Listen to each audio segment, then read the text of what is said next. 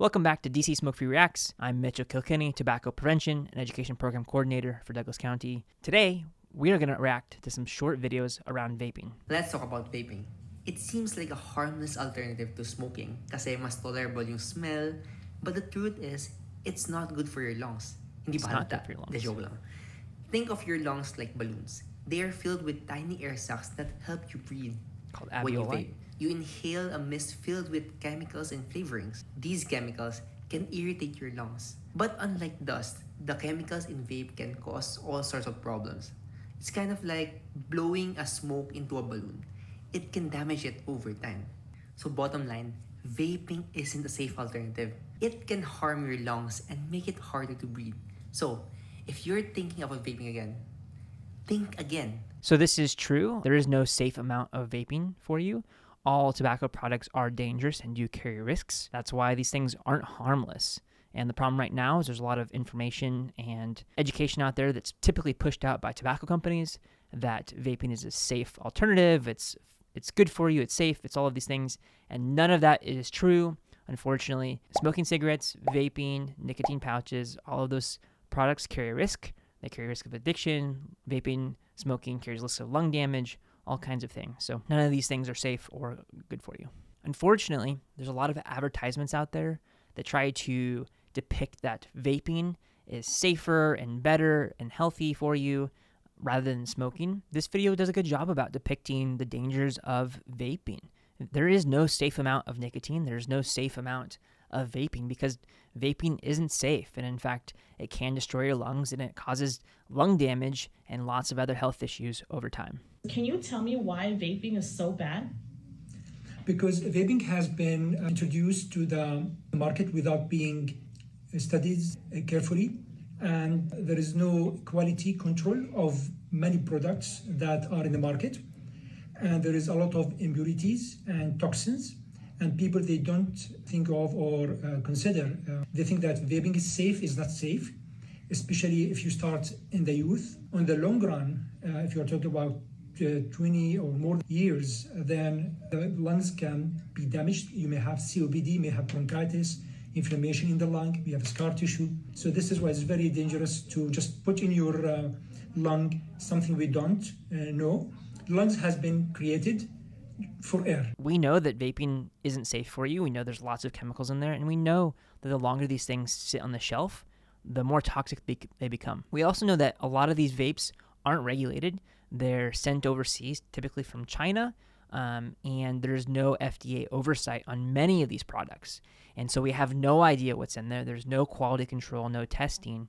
And so even when you think this might be a harm reduction technique, if you're switching from cigarette smoking to vaping, depending on what kind of vape device you're using, you may end up with something that's way worse for you. We just don't know because we don't have quality assurance or controls to know exactly what you're getting. There is no product information or no ingredient label on these products. Would I rather someone vape than smoke? Yes. If you think of the mindset of I'm using vaping as a stepping stone to eventually wean off inhaling anything, maybe that's an argument to be had. But the thing is, you're inhaling heated chemicals as vapors into your body. Our lungs are lined with mucous membranes that are very sensitive to changes in humidity, in temperature, what chemicals go onto it. If all of these chemicals go into the lung lining, they can cause low-grade inflammation, and chronic inflammation over time can lead to scarring, can lead to reduced lung function. When you inhale something, it gets into your bloodstream as well. It crosses the blood-brain barrier to our brain, other parts of the body. We don't know the long-term impacts these may have. So I agree a lot with this video. If you're a long-term cigarette user and you use vaping as a tool to complete smoking cessation, that doesn't mean that you switch to vaping and vape more, which is often what we see. It doesn't mean you switch to vaping and you continue vaping for your entire life. It means you switch to vaping and then you slowly back off on your nicotine, on the amount of nicotine that you use, until you completely stop smoking and vaping altogether, until you're nicotine-free, smoking, vaping-free. That would be a good tool. However, that's not what we're seeing. In fact, typically cigarette smokers will switch to vaping and smoke and vape more and use higher and higher amounts of vaping because really it's more accessible. The other sad reality that we're seeing is teenagers who have never used cigarettes or would have never used cigarettes in the first place are using vaping as a primary method to fit in, to feel cool. There's a lot of advertising around with big tobacco that this is a cool product, it's hip, it's nice, it's whatever. And so students are getting hooked to nicotine really early on, which is going to have lifelong consequences, not just for our generation, but for their health and their lungs and all of the new research is coming out that we're finding that's bad about vaping. G'day, Dr. Carl here with a vaping update. Now, some people think that vaping is good for you and actually sell you vaping wellness products. No, it's crazy. Vaping has been discovered to have short-term effects within a year. If you start vaping, you will have an increased incidence of coughs and colds and wheezes. Secondly, some vaping products contain cinnamaldehyde, which gives you that delicious cinnamon flavour, but a single drop of cinnamaldehyde can eat through plastic. In your body, it can interfere with your cilia beating, bringing the crud up out of your upper airways, and it can interfere with your immune system's ability to kill bacteria. And on the long term, you got the nicotine. 98% of all vaping products in Australia contain nicotine, which can cause high blood pressure, which can knock off your kidneys, and in the short term, set off depression. We all love breathing. Let's just stick to air. I agree with a lot of the things you said. About the cinnamon aldehyde, I didn't actually know about that. Yeah, all of these things are true, and anecdotally, what we're seeing again among youth is that youth really are having a hard time breathing. I've talked to teenagers and high schoolers who started vaping and now have issues running track, have issues breathing. They feel fatigued the moment they go upstairs. And so we're seeing these really short-term impacts on lung function among youth. There hasn't been a lot of good studies about, at least I personally have not seen a lot of studies about this, but we are seeing a direct correlation between youth using e-cigarettes and their immediate lung function and ability to breathe. Vaping, I think people thought, oh, it's safer than cigarettes and it's fine. It's, no big deal. A handful of years ago, it came out that some of the flavored oils they were using actually were toxic. And people were having these terrible reactions in their lungs. And there's people that had died or needed lung transplants. Who knows what's going to happen with those things long term, Obviously they have a ton of nicotine. But it's not any safer than smoking. You're still addicted to this compound. And who knows what's going to happen long term. They thought, oh, vaping's fine. It's safe. It's better than all the nasty stuff in cigarettes. And then, oh, actually, no, sorry. Some people actually have died from the stuff that's in the vaping pens. So what he's talking about is a condition called VALI, V-A-L-I, or vaping-associated lung injury. And that's when they found high amounts of vitamin E acetate that was permanently damaging people's lungs.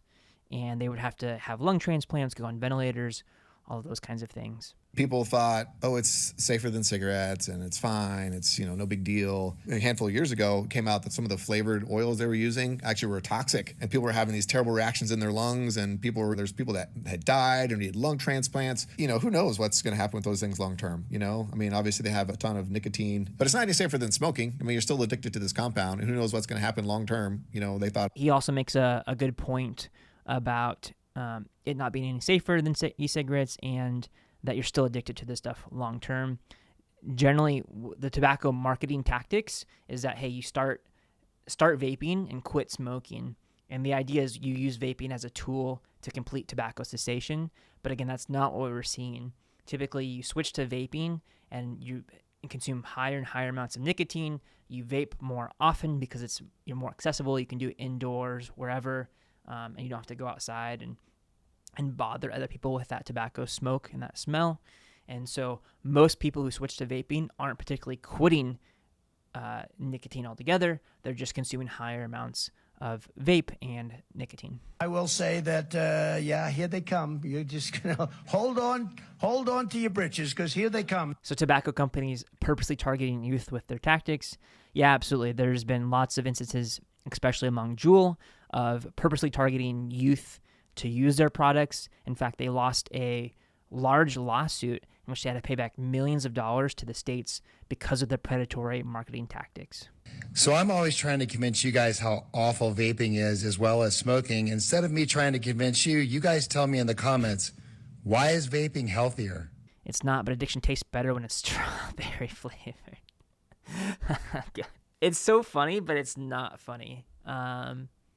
Because I think, and I actually sort of agree with this, right? Addiction probably is better when it doesn't taste bad. When you compare that with traditional cigarettes, do you think when you compare the traditional cigarettes, most people don't smoke because it tastes horrible, or when they do experiment, they try it once and they go, ugh, that's awful, I don't want to do that again. To be specific, neither of them are healthy for us, but the lung damage from vaping versus smoking is significantly less. You just choose how to die. So again, this is a common misconception that vaping is significantly less harmful than cigarettes. And that's something that tobacco companies have pushed for a long time. And I know when I was a teenager or in high school or even in college, really, this was something that I would agree with and say this is fact. But the more research I've done, the more studies that we looked at, we realized that this stuff really isn't very much less dangerous than cigarettes. I would agree that it's maybe slightly less dangerous than cigarettes, but there's still a lot of danger to them. Again, Dr. Glantz told us that he thinks e-cigarettes are probably 80 to 90% as bad as regular cigarettes. So I would not make the leap of saying that e-cigarettes are significantly healthier, because that's absolutely not true. Instead of having 1,000 grams of poison, I'm going to have 990 grams of poison because it's healthier for me. Well, a poison is still a poison, and you're still going to die from it if you're continue to use that poison. But I'm just going to have slightly less poison. So again, the best way to do it is to not use nicotine at all, not smoke or vape, and that's sort of the safest way if you're really worried about your health or your risks. Instead of quitting from smoking to a slightly less, worse thing, just quit altogether. Subo HM822 says that I quit smoking 13 years ago, and the doctor said I'd be dead by now had I kept smoking. But I've been vaping the whole time. Yeah, so smoking can absolutely damage your health and your lungs and all of those things. So good for him for quitting smoking. I would be curious to ask him what his vaping habits, or ask this person what their vaping habits are like. And are they smoking? Are they vaping more? How much nicotine are they using? And compare that with their traditional cigarette habit. Is it drastically less? Is it actually more, like we typically are seeing these days? At Tory Ferry says, I was a smoker from the time I was 15 to about 35. I took a few year-long breaks in there, and I had kicked it, but I always went back. 10 years or so ago when they first came out, I tried to see if it took the edge off quitting. It did. I switched over completely and was able to wean myself down from 24 milligrams, that's a lot, 24 milligrams to zero nicotine over the course of several years, and this time it stuck. I can be around smokers in social situations and drink a whole cup of coffee without even craving a smoke. So as a means to an end, I think they serve a purpose. I never used a box vape like this guy, always a pen, less vapor, and I bought juices with higher vegetable glycerin content, which has frankly less stuff in it. I'm glad I was able to quit for good. If vaping was perfect, I would absolutely promote vaping as a means to tobacco cessation. We run several different tobacco cessation programs or quit programs, and quitting nicotine, quitting smoking in general is really, really difficult. In fact, when we look at studies, if you have 100 people go through a smoking cessation program, you'd expect about 5% of them to quit. So 95% of people won't quit the very first time. And so that's a very high situation. And then one of the replies to that says, at SuperSmurf24, I did the exact same thing, and it's been 10 years, but started smoking cigars that turned into cigarettes recently within 3 months. I may have to vape again to quit smoking once more. Yeah, that's troublesome. When you are addicted to something, you're much more likely to become addicted to it again. And so even after your first quit attempt, your second or your third quit attempt, it's always a struggle to try to stay away from those things. And one of the things that we teach in our quit classes is you need to look at your social aspects, right? Are you around friends who also smoke? Are you around friends who vape? Oftentimes when you have those friends and you're around them, you are more likely to use that yourselves. And so maybe it's finding new friends or finding different ways to work with those friends so you can still be friends with them, but say, hey, I don't want you to smoke around me or vape around me because I'm going to be more likely to do it as well. And it's like that for a lot of things. If you are a family and you want to eat healthier, maybe you want to switch to a vegetarian diet or you want to just eat more fiber, it's extremely helpful if your entire family joins in that endeavor, and you're going to be much more likely to be successful. WAQAS 9197 says, to all those having withdrawal symptoms after switching to vaping, get the right levels of nicotine and select the flavor which suits you, e.g. melon, mango, apple, etc. Also look for the sweetness level of flavor sweet or less sweet, iced or non-iced, etc. A heavy smoker going cold turkey with lower levels of nicotine like 3 milligrams or 6 milligrams is almost suicidal and won't work also. So be practical. You aren't quitting a habit rather than leaving an addiction. Give yourself some time. You deserve it. I don't know about using flavored vapes versus non-flavored. There is some issues with when you have flavored vapes, you attract kids, and kids are more likely to start these, so that really is a big problem. There are several people out there, the opposition to that is that people say that flavors help them quit. But I'd be interested to see if you didn't have any choices of flavor, would you still be able to quit without flavors? And I think the answer is probably yes. Really, that addiction piece is mostly from the nicotine. One of the interesting aspects, too, is that menthol smokers, we did a recent podcast with Dr. Robert Jackler where we talked about this as well. Menthol has that cooling sensation. So in traditional cigarettes, what we find is that it has a really harsh throat burning feel. You smoke a cigarette, it's really harsh on the throat, and menthol has that cooling ability. And so you take that first hit of the cigarette and it kind of reduces that amount of that burning sensation. And I think it's similar with vape. If you have an iced flavor, it's a little bit more of that cooling flavor, not so much of a throat hit. And so, so for someone who's switching from menthol cigarettes to maybe a vape, maybe they have maybe they do better or resonate more with an iced sort of version of that because it's similar to what they were using. Again, the best way to stop smoking at all is to use approved cessation methods, things like nicotine patches, gums, lozenges, or even pharmacotherapy, so medications that you can get from your doctor. And also having support from family, friends, or having a quit class or support group you can go to and talk about how hard it is to quit, and talk about all the things that you're doing to quit and the tools and the methods that you use. Because you can do it, you can quit. There is hope for you. It's not impossible. There's lots of people around you who can quit and who have quit. We've had lots of people come through our classes who have quit, and so we can help you out as well. If you're interested in some of those things, you can check out DCSmokeFree.com. At Less Talk, More Fun, 1548 says, I'd rather get water in my lungs rather than a big black spot in them. So this is a great comment because it shows just the level of misinformation out there in regards to vaping. A lot of people think that vaping is just harmless water vapor and is not harmful for your lungs.